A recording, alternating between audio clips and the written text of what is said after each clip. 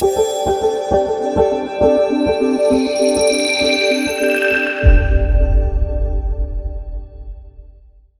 everyone, this is Jigyasa Nirmala, your host for today's episode of KU Podsquad.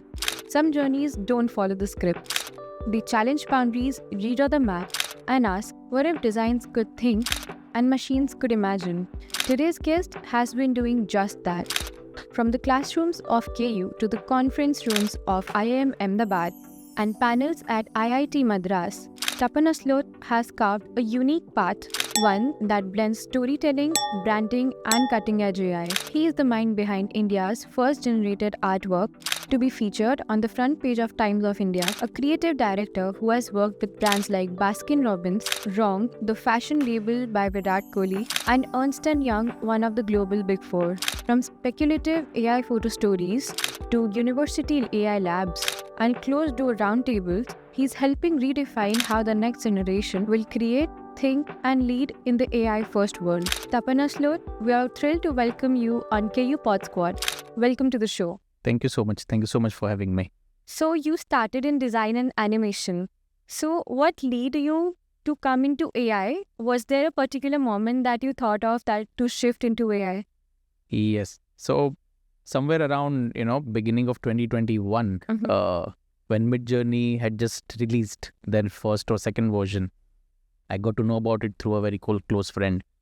Started exploring and started sharing my work on social media and then got a good response. I also found like-minded people through LinkedIn from other countries who were also sharing their Midjourney work. And I felt like it has a promising future. I felt like a calling. It might sound very philosophical, might sound very metaphysical, but it did feel like a calling, and it did feel like it's calling me, to work with it and to have a better future with it. Having a career in design, advertising, film, animation, I think everything have worked together somehow to got me into this. So because it all prepared me to be here somehow, and the moment when I decided to switch to particularly pivot, when I figured during COVID that people really want speed over anything else, and having a second brain is more important than anything else. Having a second brain means you have found a creative partner in the form of AI, that you think something and AI can finish the loop. You can imagine and AI can visualize for you. When that started happening, I found that I need to pivot into this, and this is not going to take away any of what I've done already. This is been pushing what I know and what I can do, and it's been helping me do it better. So that's sort of a moment when I thought that I need to pivot, and it's been rewarding so far. So yeah. Okay, got it. So as you mentioned, COVID was a major turning point in your life where we all know things started to take a turn to digital world. So what is your opinion on that?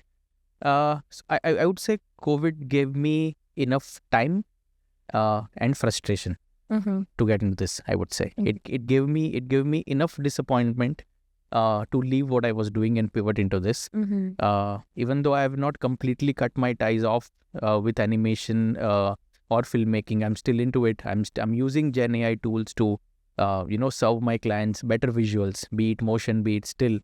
But what I'm trying to say is it gave me enough disappointment, it gave me enough anger to actually get up and think that something is not working, and we need to figure why. And we need to figure how to do it better.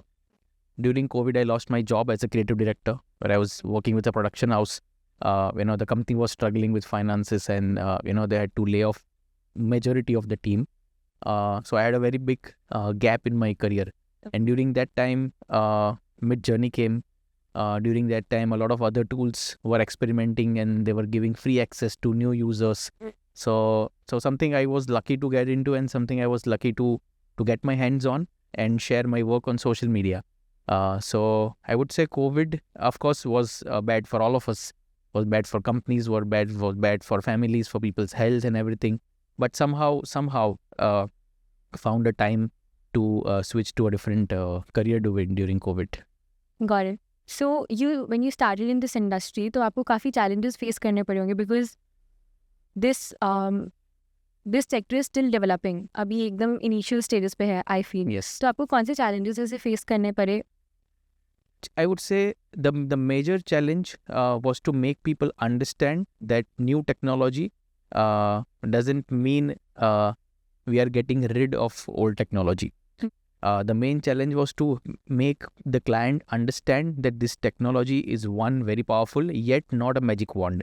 Most of the time, even students or professors or industry clients, corporates, they mistake these tools as a magic wand.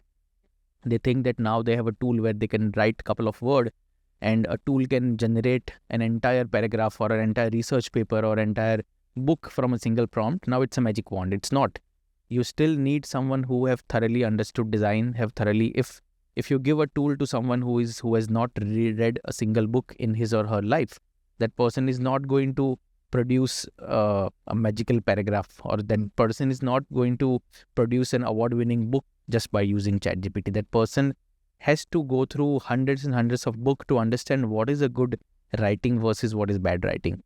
So the challenge was to make my client understand that it's a powerful tool, it's fast, it's going to elevate your creative outcome, it's going to elevate your social media.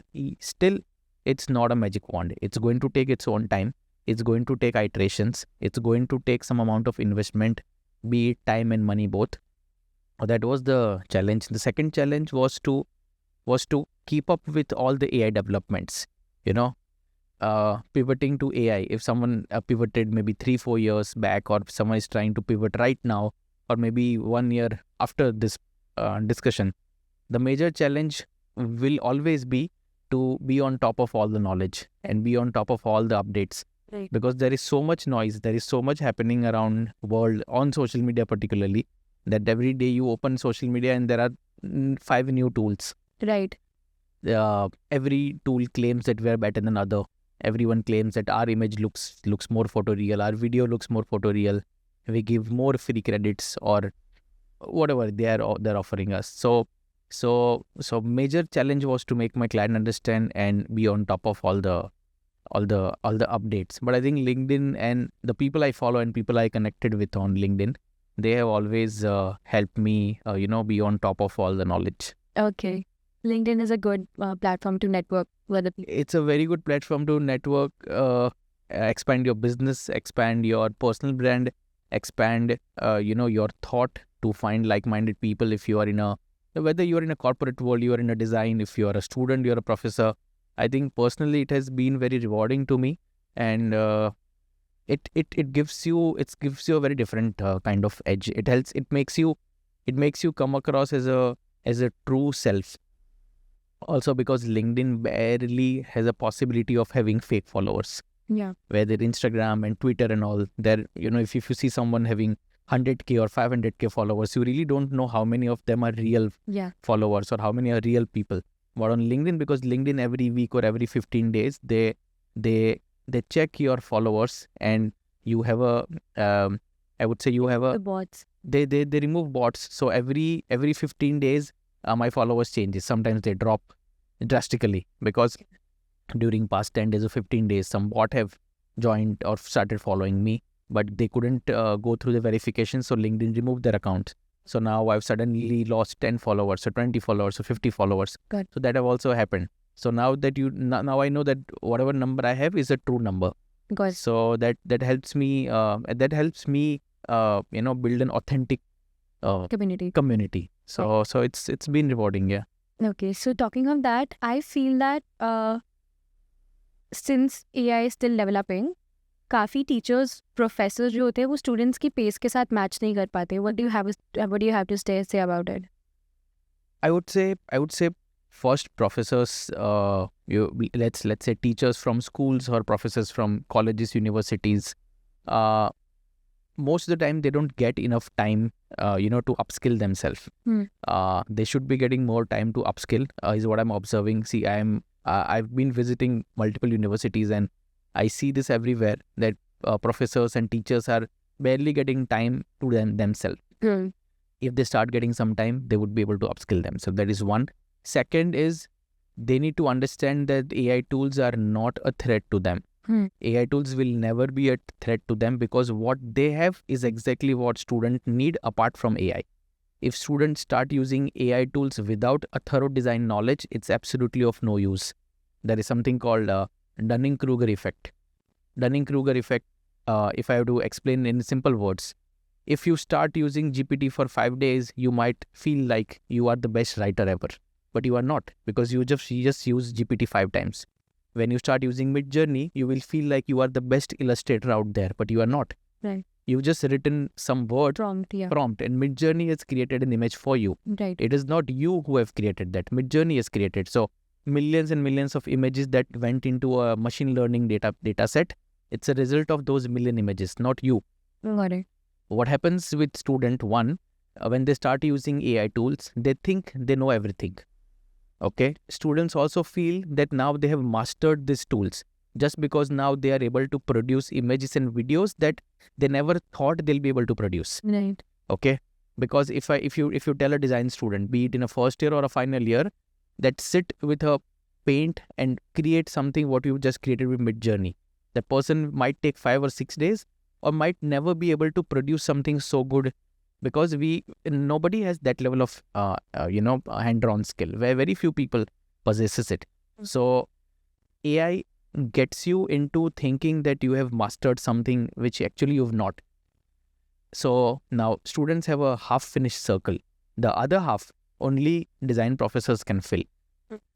So students need the design education that professors are providing.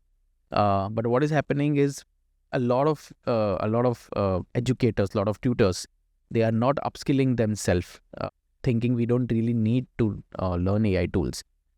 What we know is very rare. What we know is traditional. We only have to stick to that, because the other half students are learning on their own. So students are learning on their own, but students are not learning enough. So they need faculties who understand design and AI both together. That's the only answer. So of course students are, I'm observing that students have much faster pace of learning AI than professors, because this new generation is also very comfortable with technology than educators who are probably in their older age.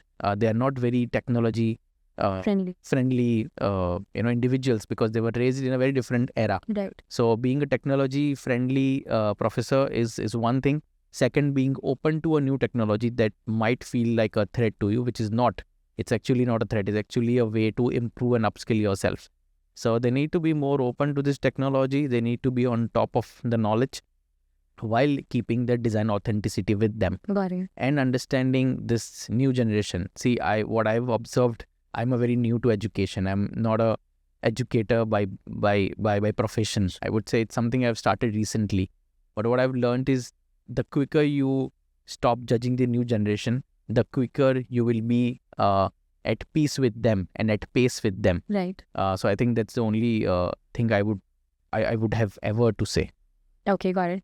आपने भी upskill mention किया. So how can one upskill themselves? What tools one can use खुद को educate करने के लिए, and आप क्या suggest करते हो, क्या advice करते हो upcoming, irrespective of age, be it a professor or a student, how can one upskill themselves? The best way to find your shortcomings, or best way to find your pain points, is to ask a question to yourself, that who am I, what I could have been, and why I am not there yet. Okay, these are the questions I keep asking myself. Okay. I keep looking inside more than I look outside. I question a lot of things about myself, that what am I, who am I, and what all I think I could have achieved but I'm not able to achieve. So what are my shortcomings? What is it that is holding me back? Not philosophically, skill wise. So what are the skills that I really lack? I think I lack a skill of articulating myself. Sometimes I take a longer to explain a simpler objective. Sometimes I takes longer to explain something very simple, and I use maybe multiple sentences to go through it. So for me, reading more is the answer. So I upskill myself by reading more books, by reading more from ChatGPT, Okay. by looking more videos on YouTube, maybe listening to podcasts on Spotify. So I think you have to find your pain points, your shortcomings. That is one. In particular, AI, if you're asking, in AI, one thing is find trustworthy YouTube channels. Okay, Matt Wolf, for example. If I keep talking about that guy, Matt Wolf is a person who has he has a very good YouTube channel. I have learned a lot from that YouTube channel. He's making amazing YouTube videos on AI. He teaches tool. He talks about design. He talks about video, particularly. Also, there's a pattern in the world that US always creates, China copies, Europe regulates, and rest of the world uses. Right. That has always been the pattern. The pattern is being, it's very visible again here also in AI, that all the American companies are building large AI models. Europe is busy regulating. China is either copying or creating something for cheaper, and India is using. Right. India is a big use case for entire world. Whichever country, whatever, if it's Singapore, if it's Japan, if it's China, if it's Germany, whatever they are creating, they always think that Indians will always use. Big market. They don't think that Indians will create something bigger than us. They don't have that threat yet. Okay. Because most of our talent leaves country. Right. Okay. Most of the time, we as a country, we are still developing. We are not at par with Singapore or Germany. We are not we are still in a developing. Yeah, right. Okay. So we are making progress. We are making good progress, but not at par with those countries because of course they have a very different work style, work ethics, and everything. I mean, population, and they have a lot of things that are not coming in their way that are coming in our way. So they don't see India as a threat when it comes to building something in AI particularly. Okay. So keep your eye on what US is making. Keep your eye on what Europe is trying to regulate. EU AI Act is what I highly recommend everyone reading. It's a paper being released by a European government. Okay. It's someone I know very closely who's connected with me on LinkedIn for like 5 years now. Okay. She is spearheading the entire moment of EU regulations. Okay. She keeps sharing new developments, how Europe is trying to regulate everything, how China is trying to create something so powerful, and they're going to DeepSeek, for example. Yeah. They open DeepSeek for free. DeepSeek is absolutely free. You don't have to pay to use DeepSeek. Whether GPT is $25. Again, $25, not a big amount, but still something they are charging. They're also giving for free the less powerful models they are giving for free. But DeepSeek is completely free. Yeah. Of course, they've started charging for APIs now, but majorly it's for free. So China is always going to give you something for free, something very powerful. US is trying to take control. Europe is trying to regulate, and the rest of the country will just follow. So understand this demographic, this dynamic, and then start reading about what each country is doing. Also, I would say to upskill, just start reading white papers. कौन सी 3 books है जो आप suggest करोगे या 3 research papers? 3 research paper. First, I would say Attention is All You Need. Okay. Attention is All You Need. That's a paper. It's a must read for everyone who is trying to get into AI or who have already have been doing good in AI. Attention is All You Need is a must read paper for everyone. Second, Japan's white paper. Everyone has to read white paper that's been released by Japanese government. They've written something very groundbreaking. They've written something questionable, controversial, yet something that makes sense. So read white paper about Japan. Not about, but white paper that have come from Japan. And third is EU AI Act that I just mentioned. So EU AI Act and the rest 2 that I mentioned. These 3 are must white papers, all the research paper that you need to read. Books, I would say refer to Yuval Noah Harari. I read a lot of Yuval Noah Harari. One of the pioneers of modern AI. And the book I'm reading these days is Nexus. Okay. By the same guy, Yuval Noah Harari. So read Nexus. Also read this book called The Next Wave. It's also a very interesting book. The Next Wave talks about the predictions of AI that are going to happen. It's especially for professionals and students. So The Next Wave and Nexus. Also Sapiens. Sapiens is again by the same guy, Yuval Noah Harari. Try getting Sapiens also. So these are the books I would recommend highly. Got it. One question arises in everybody's mind, which is, can AI replace our manual work done by the students or the other people? See, AI can replace. I think it has already replaced, I would say. But it has replaced with mediocrity.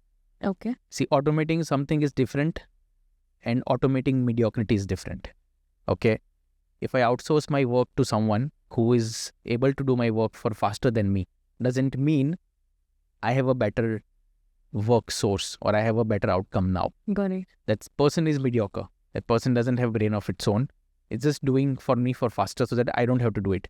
That doesn't mean now that part is taken care of. No, I still have to overlook it. So AI has been replacing everything, but not better than humans yet. It processes data faster than us because it has faster brain than us. It doesn't get hungry, doesn't get sleepy, doesn't get tired. So it can work 24/7 that we can't. Right. We have emotions, we have family, we get hungry, we have recreational rejuvenating activities. So we can't get so much into processing data 24/7. Got it. AI is doing everything better than us on the outer side, on the outer layer. But when you see from within, has AI developed an intuition of taking risk? I don't think so. Has AI developed a way to think outside the box even when it's not been told? No. Has AI developed being irrational or illogical? No. I think most of the people will agree when I say that most of the good innovations have come from people being non-rational or people being non-reasonable. When you always reason with something, you don't always innovate. Right. You just simply follow.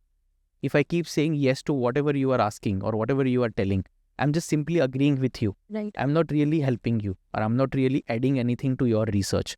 I'm just saying yes to whatever you are doing. So the current state of generative AI is a reactive machine. It's just reacting to what you are saying. Most of the time, it's glazing you.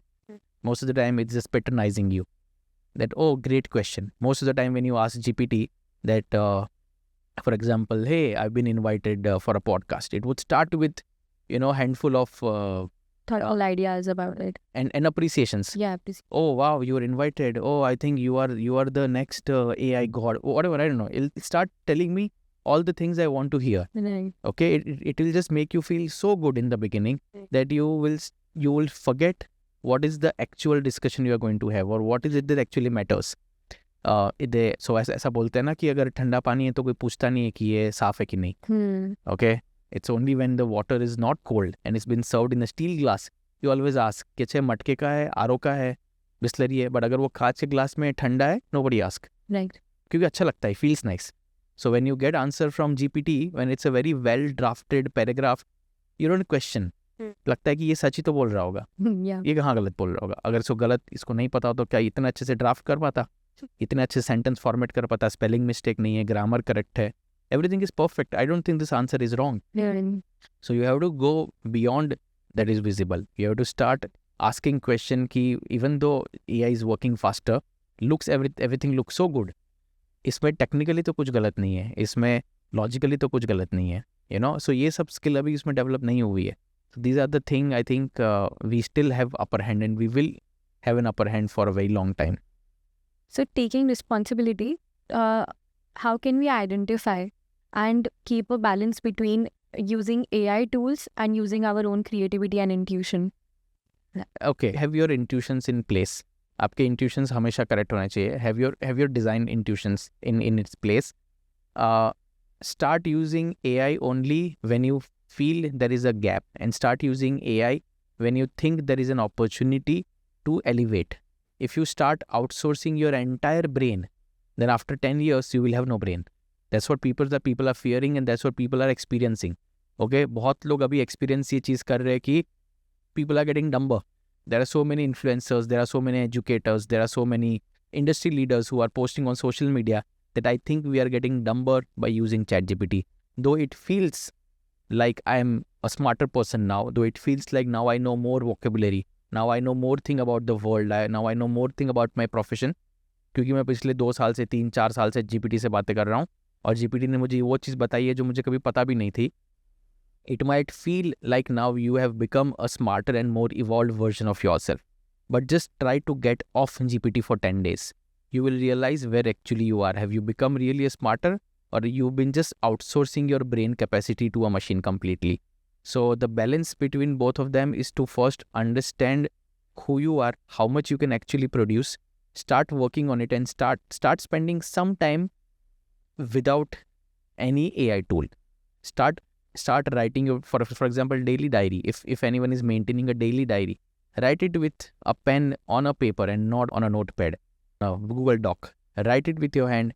Even if you have spelling mistakes or grammar mistakes or punctuation mistakes, it's absolutely fine. You can make those mistakes. We're human. Start spending at least an hour or 2 hours without these tools and see where you are. And start using these tools only when you need.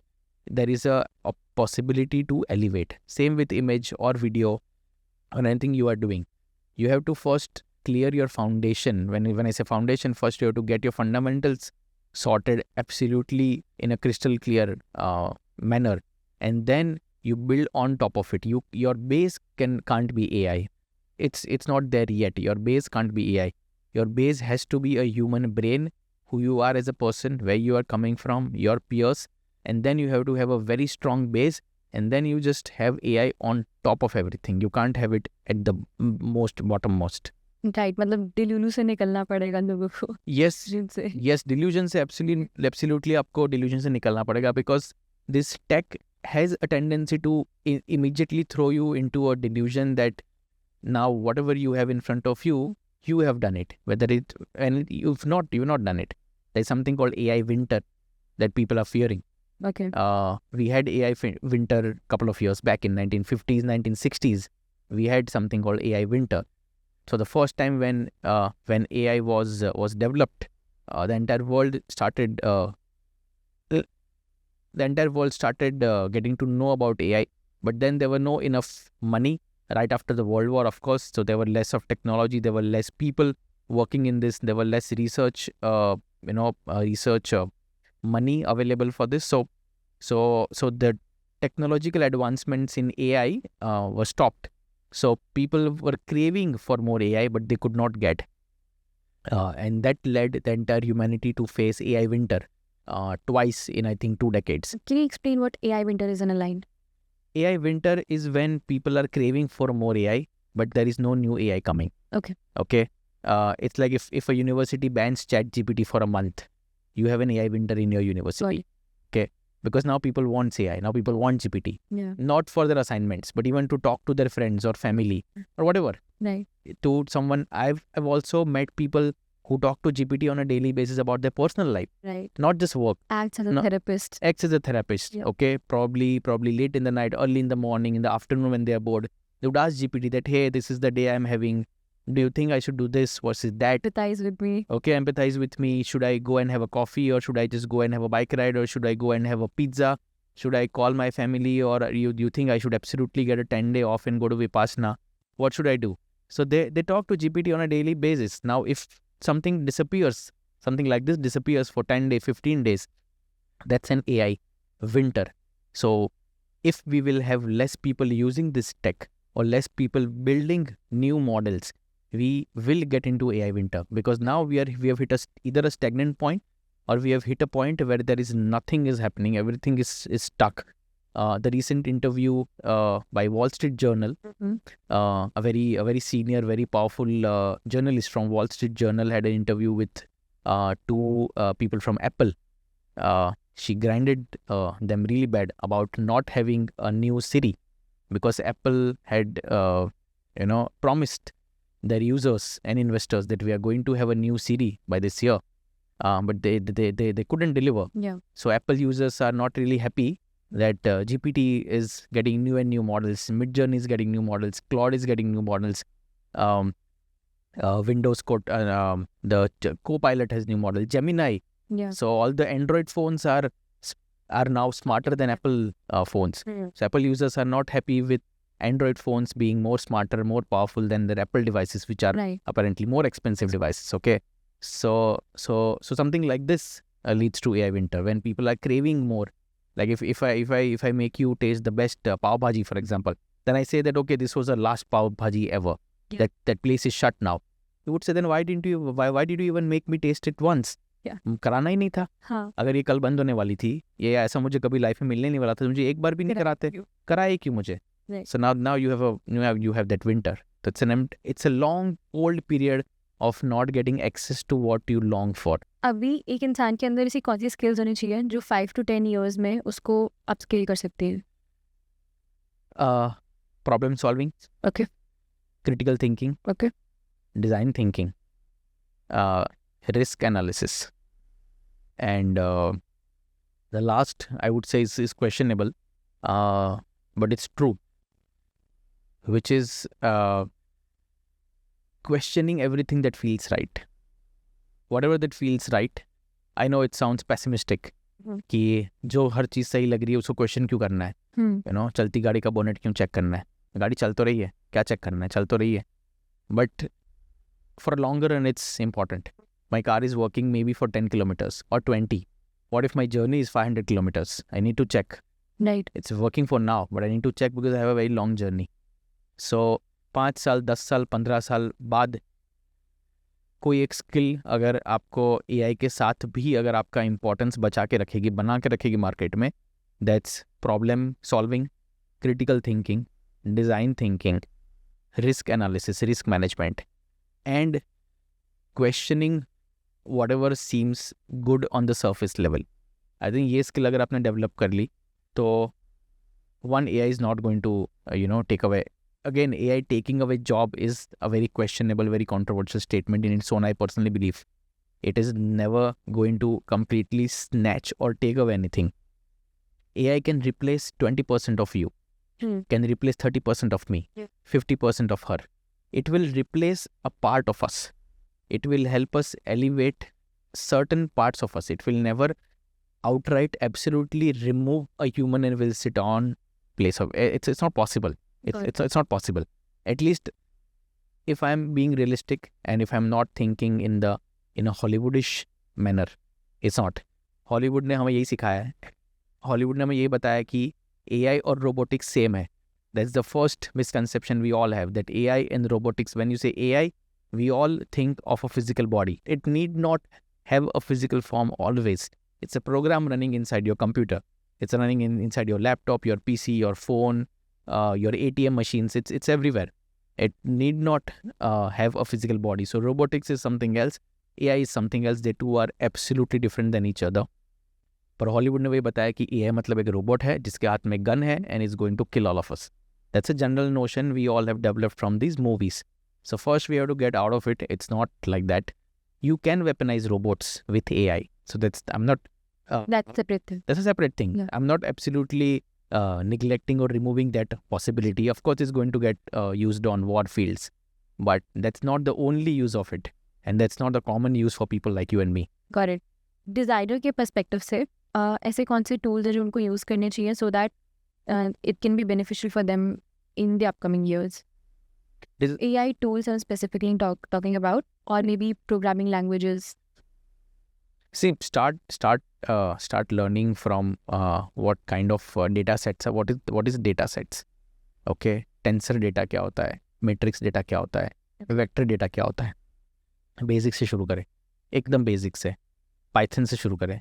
Get basics of Python. Right. But I would say that if you are a designer and if you are not looking at coding, or if you're not looking at developing anything of your own, you stick to understanding global libraries like GitHub, I would say Hugging Face, Civit AI. Go to these websites, understand how library work, how data set work, so that you can download a ready data set and you can train a machine of your own without learning coding. Because designers अगर code सीखना शुरू करेंगे तो वो मुश्किल ही होगा, because of course it's a part of their brain will never agree with the fundamentals of data. Okay, so the reason why some people choose tech career versus design career, because their brain works differently. So you can't force tech person to learn design, you can't force design person to learn tech. Yeah. They both need to be best at their own field, and they need to meet at a rendezvous, and they have to do a handshake that, okay, I'm going to bring my design skill, you bring your tech skill, and let's build something. You can't expect one person to learn everything. So for designers, I would say understand how basic LLM works, what is NLP, understand these libraries that GitHub and Hugging Face are providing, learn how to build a very small basic chatbot that will give you an idea of what is a reactive machine. Also start using Midjourney a lot, because Midjourney, I personally feel that I personally use Midjourney because it gives me commercial copyright. Okay. No other tool is giving me commercial copyright yet. There are few that are offering, but Midjourney, I think I find it's The best. Yeah. It's the best. And whenever I have a client, they always ask that whatever you are creating, who owns the copyright? And do you even own the copyright to sell us in the first place? If at all you try to sell the copyright to us, do you even own it? I said, yes, I own it because Midjourney says so. So use Midjourney. Claude, it's really important to understand how Claude works. And it's also very important to keep checking all the LLMs. So we have Claude, we have GPT, we have Gemini, we have Copilot, we have Grok, we have Quen, we have Llama from Meta. So all these different LLMs, they all speak different language, though they might come across as similar, that हाँ text to text ही तो है, एक में हमें text डाल रहे हैं और इसमें से text ही बाहर आ रहा है. So we are inputting text and we are getting text. तो बात तो सब same है. But they all have different brain, they all have different reasoning capabilities, they all have very different shortcomings, they all are trained on different data sets, they all are foundation models. So try to check whichever tool works best for you. Because अगर आपको humanity का subject अगर आपका है, versus if you are in finance, versus you are writing a poem, there are different AI that can work for you. So pick your weapon wisely. So you have to check all the weapons before you pick one for you. Got it. So you've been a creative director, consultant, educator. इसमें से किस चीज़ ने आपको आपकी personality personally and professionally सबसे ज़्यादा develop किया, and how? Personally, I would say educator. Okay. Trying my luck with education have been deeply rewarding on a personal level, because education helped me get my best part out, which is my soul. So education, education helped me get to the very core nature of me, which is helping and sharing knowledge. Inherently, basically, I'm a person who is always ready to help people, always ready to share what I've learned. If I've learned something new, I have an urge to share in like next 10 minutes, 15-20 minutes. Yeah. Today there's something new. You know about it? Have you heard there is new Llama model? Have you heard there is new GPT model? So my core personality of sharing new knowledge and helping people, that came out after trying my luck at education. So education have been deeply rewarding on a personal level, and working as a consultant have been rewarding on a professional level, because working as a consultant actually taught me rules about real world, how things work in real world, how to see things as they are when it comes to consultation business particularly. You have to value yourself, you have to value your time. Right. You, even though you have to lose some of the client, you don't you don't budge your budget, you don't budge on your commission work, your commercials. So these are the things I've learned by being a consultant, and this credit particularly goes to my wife, because I was never this person. I was always a yes man to clients. That क्या कर देते हैं? ठीक है, client है. But then my wife actually taught me to stand on my ground, put my foot down, and say no to client at the cost of losing the account. So it felt wrong in the initial years, in the beginning years. But after spending these many years, of course, with her and with the client, I've come to the conclusion that that's the right thing to do. Even though you have to say no to some big accounts, some big clients, whatever you have is the authentic account you have. Yeah. So they are with you because they want your work and not because you were cheap. They value the work. They value the work. They have not said yes to you because you have quoted less than others. Because if you have got a portfolio full of client who said yes to you only because you were cheap, then that's not a way to go. So you need to have people in your kitty that are with you for you and not because of your price. Right. So I have one last question for you. Is there anything that should be discussed around IP policies, and where do you think India is leading towards now in the next decade? Around IP, yes. So India has been, as we all know, that it's quite a liberal country, because we are the biggest democracy. So things are quite liberal, quite easy in India when it comes to IP protection. You can copyright your AI generated artwork in India, which is very rare and very difficult in other countries. US have just started giving out copyright protection to people working in artificial intelligence. But again, it's not 100%, with not with 100% surety and not available for everyone. A lot of countries are still figuring their way out of this. While if you read Indian Copyright Act, Indian Copyright Act says that whoever is a creator automatically becomes an author, and who is the author automatically becomes liable to own the copyright of the work you have created. So just by typing a prompt and clicking that button that says generate, you have now owned that piece of art in India if you're an Indian citizen. So IP protection is very, very lenient, very liberal in India.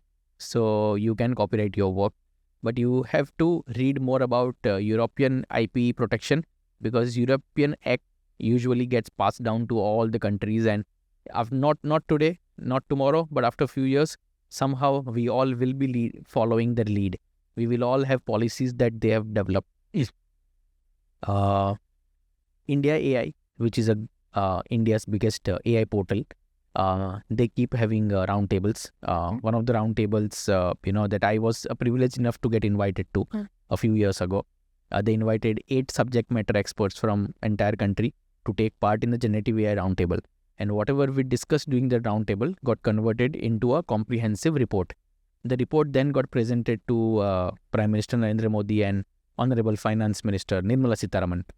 They went through the report, and now they are taking that report in consideration while they are making policies. So these Gen AI roundtables that India AI is doing is very important, and that's something you need to keep your eye on, because they invite experts and they have a good mechanism to get the best out of the invites. So IP protection is very, IP protection is currently at the top of all the research in India and in the world, because who owns what you've created on GPT, who owns whatever you've created on Midjourney is still questionable, because there are ethical questions about ownership. That if you've typed something and machine have created, then the machine owns, but the machine doesn't have a body. Yeah. Machine doesn't have Aadhaar card. Machine doesn't have health benefit. So how can it own something? Whether you as a person have a body, so you should own it. You humans always see things that doesn't have any voice as inanimate, okay, as non-living things. But something that has voice, you see that as living. So we don't consider trees when we cut it down, because we think it's okay to cut down because it doesn't have voice. So it's okay to not give copyright to AI. It's a system, it's a machine. I'll just press a button and it'll shut down. Yeah. So, but I have a voice, so I'm entitled to own something. So there are ethical questions. So who owns what is still a question, and I think IP protection and IP policy and people who are working around policy, you really need to look out for people who are into policies. Okay. Done. That's all from my end. Thank you so much for sharing your journey. It was really insightful. Yeah, thank you. For success ahead. Thank you for having me. It was wonderful speaking with you and answering all the amazing questions. All right. Thank you. Thank you.